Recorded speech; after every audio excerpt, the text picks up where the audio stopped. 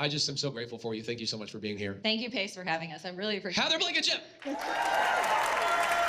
Hey, guys. So first I want to say thank you to Pace. As gracious as he is when he introduces me, I really appreciate all the hospitality. Not only Pace, but his team has had to put all this together, as well as Jerry and Anne-Marie so generously opening their home to us. When y'all get to go to these places, it's freaking amazing. So thank you to everybody who's made it possible for us to be here. So in true Pace fashion, they told me last night that I was going to be giving a presentation to y'all. So when I was thinking, what the heck am I going to talk to this room about that Pace or Jamil or Jerry aren't already going to talk to you about and don't talk to you about all the time? And I feel like I'm in a little bit different situation than they are. And I know we don't always like to talk about the differences in men and women, but as the woman, not only are you usually primarily responsible for the kids, you've also got to carry and birth those babies. And that is no joke. So I want to start over by telling y'all before we jump into this, for those of you I haven't met, my name's Heather Blankenship, and I've been investing in real estate for over a decade. And I bought my first RV park when I was pregnant with my 12-year-old, who's in here somewhere, and have been carrying babies around with me ever since. When Pace said, Heather, I want you to talk about what you've learned this year, I thought, Pace, this year I've learned that having 2 babies in 10 months is really freaking hard.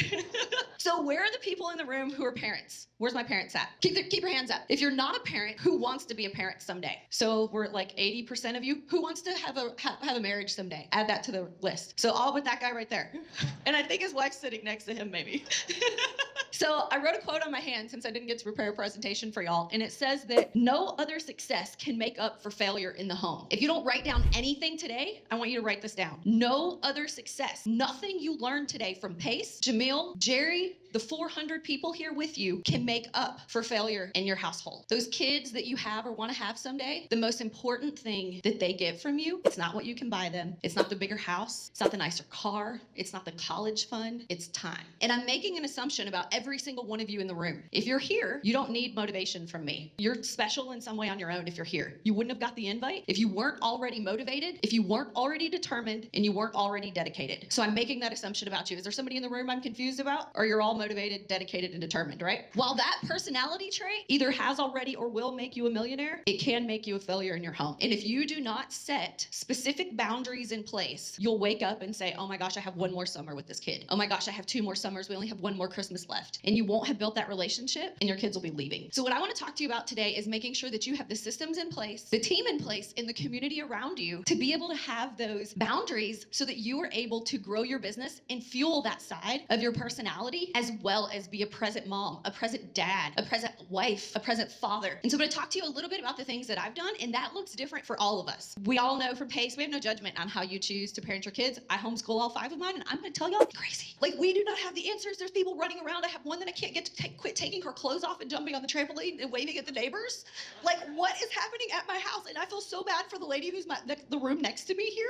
Like, we are crazy. So there is no judgment on how you choose to parent your kids, but I want you to put some boundaries in place to make sure you still have time with them. So I saw a couple of you raise your hands that you're looking for your first deal. Where's my people who've done 10 deals or own 10 properties? Okay, keep your hand up. Where's the people who are at 20, 50, 100? So most of you are like 20 or below. Is that right? Okay, so the biggest lesson I have learned, I own about 300 units with no partners, no outside investors. I've built that portfolio to about $30 million, which sounds like nothing compared to Pace and Jamil, but doing that mostly as a single mom with no one else's money has taken a lot of my time. And one of the biggest things I can tell you is when you are trying to scale from 2 and you only have 2 properties, you need to make sure that the systems and processes you're putting in place will take you to 2,000. Because if you do not set the proper systems in place at 2, you will have to stop and start over and lose a ton of money or time with your family in order to continue scaling. So first, we're going to make sure we have systems and processes in place, whether this is your wholesaling business, whether you're buying RV parks, which we can talk about tomorrow as we're going through those properties, or you're buying apartments, whatever you're doing, you need systems and processes in place. Because right now, how many people are a one-man show? How many people have 2 employees? A couple of y'all. So as you're adding those team members, they need to be able to be you. They need to be better than you. That's the goal, is to be able to build that team around you, like Pace talks to us about. And if you don't create those systems and processes, they can't do that. You can't even train them. So first, we're going to have systems and processes. Second, you're going to build that team. And I want to talk to you a little bit about building a team. When you're looking at someone's resume, it's all bullcrap. Who's learned that already, right? Resumes suck. And my 2 best employees, they've been with me for about 10 years. One came to me straight out of prison for the 2nd time. It was 4th of July weekend, and I was pregnant as usual,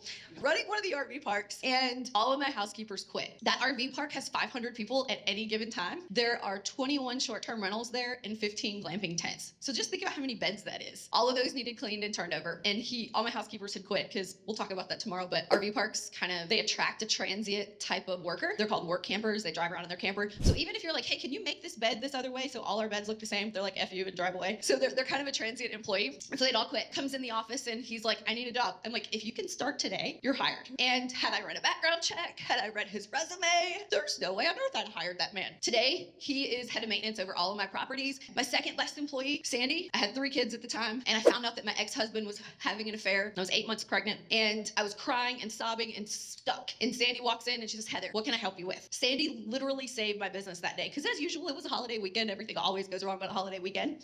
And I felt like I couldn't function. Sandy is now not only the manager over all of my properties and employees, she helps run some of the stuff with my women's community. She's one of my best friends. But my point in telling you that is when you were hiring that team, who went to business college? Who went to college and got a business degree? In business college, they try and tell you, don't hire people you like, hire people who are qualified for the position. That was the worst advice they ever gave. You do not want to spend time with someone you don't like. So make sure that you like these people personally and they're qualified for the job. Their history doesn't always matter, because we've hired people with Harvard degrees that we fired a month later because they totally suck. Probably not usually the case, but so your team that you're building. And then the third thing that you need is your community. And like Jamil talked to you about, you are surrounded by so many people with so many different skills this week. So make sure that you are stepping out of your comfort zone. You're not just hanging out with the 3 people that you knew before you got here, and you are learning about each person. And if you've learned nothing about networking, it's not about talking about yourself. It's about talking to them and asking them questions about themselves so that you can learn more about them. If they're a good networker, they'll ask you a few questions too. But make sure you're meeting everybody, because when I had this last baby, it was really tough. I'm 40 years old, y'all, and having a baby at 40 is rough. And I all of a sudden had to go to the hospital. I was having an emergency, and I had these 4 other kids at home, and I didn't know what I was going to do, because I've left these 4 kids. My oldest is 12, and I live in South Florida, which is not a place like Kalispell. You don't leave kids home alone. And one of my community members who I met at an event just like this packed up her whole family with 5 minutes notice and drove from Orlando, which is 3 hours away, to stay with my family for a week so that I could stay in there and birth the baby without having to worry about my kids. So I want you